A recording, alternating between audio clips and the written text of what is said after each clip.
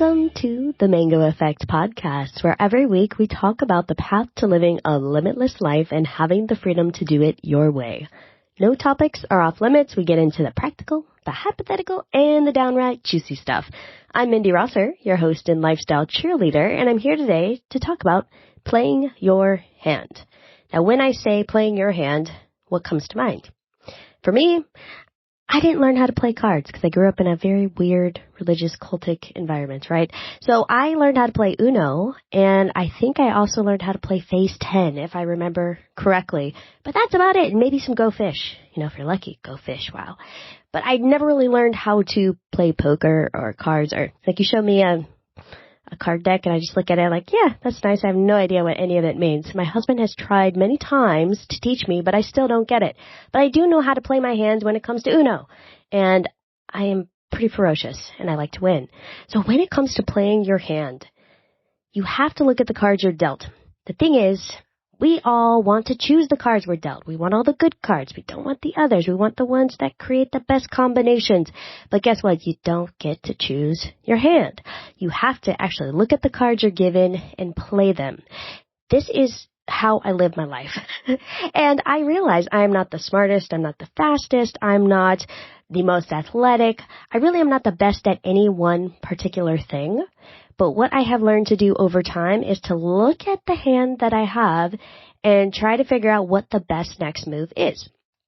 Now, one of the latest moves that we have made, if you've listened to any of the other episodes, the one prior to this, moving to the Midwest. So actually leaving Hawaii, which I absolutely loved, and moving to the Midwest, which I thought I didn't like till I got here. And I'm incredibly grateful and love it. So it was definitely a move that we made because we looked at our hand. And here's how we did it. We looked at our hand, we looked at our finances, we looked at our family life, we looked at our activities, we looked at the things that we like to do, our hobbies. We also looked at our goals, our ambitions, our financial situation, owning a house. Do we want to own or rent? And we had to figure out, okay, based on what we have available right now, based on our skills, based on the history that we have, the knowledge that we have, all of that life experience comes into play, and we think, what's our best next move? Is it to stay in Hawaii and keep pushing forward on, these different goals? That's one way to do it. Or is it to make a move, which is really drastic, it feels like in the moment, but once things settle down, it's going to be better in the long run. So we had to look at our hand, and I didn't have the best hand, to be honest. There are a lot of things I wish, there were a lot of different cards I wish I had in my hand at that point in time, and I just didn't. But I had to be realistic. And that can be difficult because sometimes we get into this mindset thing where we do take manifestation, and I guess I'm not dissing manifestation, but I have been on both ends of the spectrum with manifestation. I've tried to do the manifesting thing, and to me it just feels like a bunch of woo-woo, and sometimes I like a little woo-woo, and sometimes I think it's a load of you-know-what. So I very, very skeptical when it comes to manifestation, and I didn't want to try to manifest this playing of the hand. I actually had to be realistic and not hope that I was going to get dealt a certain card in the future that would make the hand okay. I had to look at what I actually have right now in this very moment and make a decision. And you know what? It has been, since we made the decision, it's been almost 90 days, probably in that 60 to 90 days range, probably closer to 90 days when I'm recording this. And I'm looking back at making that decision and how difficult that was and saying that was the very best decision I made in 2022. I mean, there were some good ones, there were some not so good ones, but that was a good one. And watching how that has played out is pretty magical. And seeing how everything has worked out, but it's because I was realistic. I didn't get in my head and just well, if this or this happens, then everything will be fine. It was too risky. So you have to know your risk tolerance. And I've talked about this on the podcast before. Risk tolerance is so important to understand. I like to think that I have a high risk tolerance, but in reality, I do not.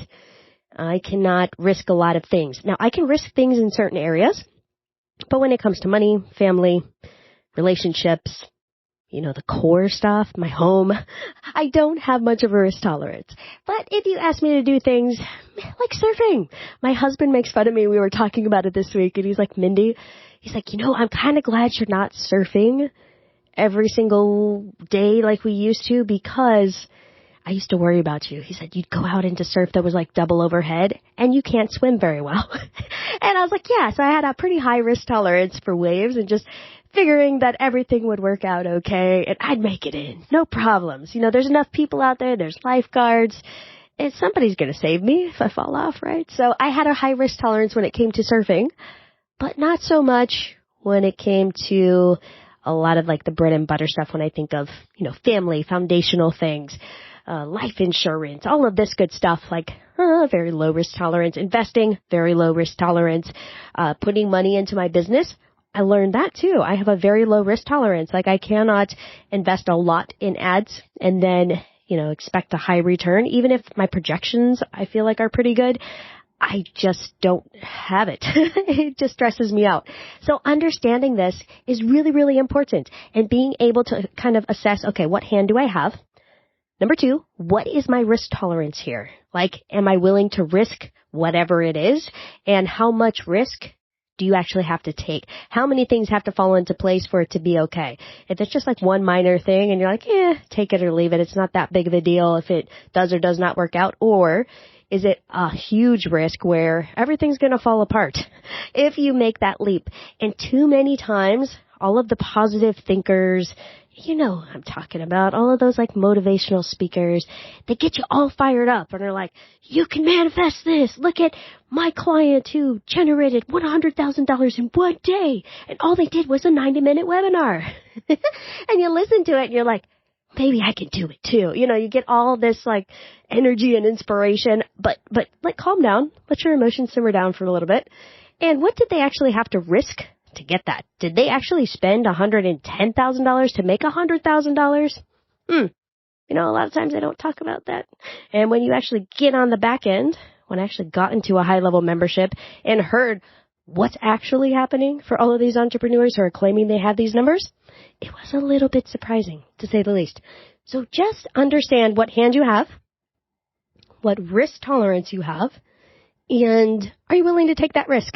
If not, then just play the best hand that you possibly can in this given moment. And let the chips fall where they may. I don't even know exactly what that means. I think that just means letting everything happen the way it's supposed to happen. But play your best hand. My husband and I were talking about this and we said, assessing everything, we are now kind of at the completion or very near the completion of the entire relocation process. How much money had to flood through to make this happen? Oh, it was a lot. When you look at Personal Capital, which is the tool we use, and it shows you like your cash flow transactions, I'm like, holy mackerel. That's close to not quite 6 figures, but almost 6 figures in 1 month of monies that just got moved around. And it can be a little bit scary, but on this end of it, I'm like, we have made all of the right moves and everything is falling into place. I am getting closer to getting into school. As of this recording, I'm talking to admissions and the final pieces are there. I'm about to get approved, basically, to get into the school of choice for me, and also the financial situation and all my FAFSA stuff and filing all of that, applying for scholarships. All of that good stuff is all falling into place. My business also, it's very interesting. It is getting into such a smooth rhythm. I don't feel overwhelmed by all the tasks I have to do, but I have enough leads coming in where it feels sustainable. And it's very, very interesting because when you take the time to plan it all out, and when you know you're in for a bumpy ride in the interim and all the messy stuff, but you know why you're doing it and you know what to expect on the other end, you're playing your hand well. So that's my challenge to you this week. Look at the hand you are playing. What is that next decision? It could be a career move. It could be a relationship move. It could be a family move. It could be a health move. All of these different things that you are looking at and thinking, okay, I want to make a change here. What hand do I have? What resources do I have? What support do I have to make this decision? Then be strong. Play that hand. Play that hand well. And then wait for the results. So that's my challenge this week. I hope you enjoyed it. If you like what you hear, please subscribe to the Mango Effect podcast wherever you listen to podcasts so you don't miss an episode. I am also answering questions. So probably every other week, maybe once or twice a month, somewhere in there, I will be answering questions from the mailbag. So if you have a question that you want me to answer on the show, send it in. Shoot me a DM. I'm on Instagram. I tried to say I'm on TikTok, but I'm not really. So on Instagram at Mango Effect Podcast. Also, if you like LinkedIn, you can find me on LinkedIn, Mindy Rosser. I answer all my DMs there. That is like my main place to be, but I know a lot of us like the Instagram better. So at Mango Effect Podcast or Mindy Rosser on LinkedIn. And let's encourage and inspire each other to play our hand well this week. All right. I will talk with you in the next episode. Have a beautiful rest of your day. Bye for now.